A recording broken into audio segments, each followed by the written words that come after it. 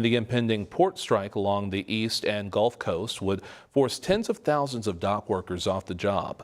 ABC's Elizabeth Schulze explains the impacts of American supply chains.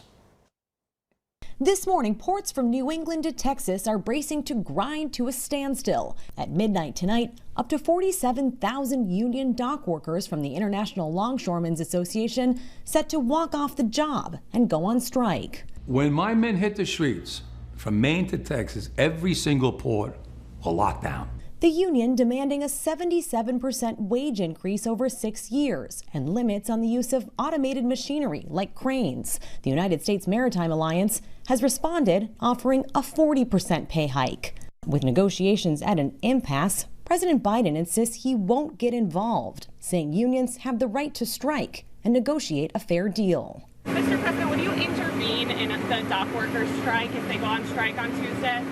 No. If the strike moves forward, 14 ports along the east and Gulf coasts would be unable to load cargo on or off container ships. From autos arriving into Boston, to fresh fruits at ports in New York and Delaware, to imports of machinery, appliances, and electronics in Houston. In all, it could cost the American economy up to $7.5 billion per week. Lisa Ripken and her son Eli run a small toy store in Maryland.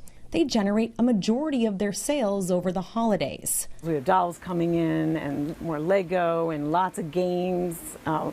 It's just go into a certain mode for Christmas. They've already stocked shelves but rely on last-minute shipments for games or toys that sell faster than expected and fear a strike could increase those costs. If the shipping costs go up, which they probably will, we'll have to raise our prices up even more, and that's tough because the higher our prices are, the less people want to buy our stuff. You don't want to have to raise prices. We don't want to, but if it comes to that, we will have to. The potential impact on your shipping times and costs depends on just how long a strike would last. A week-long strike could be resolved relatively quickly because retailers have had some time to prepare for this, with some even diverting shipments to West Coast ports. Elizabeth Schulze, ABC News, at the Port of Baltimore.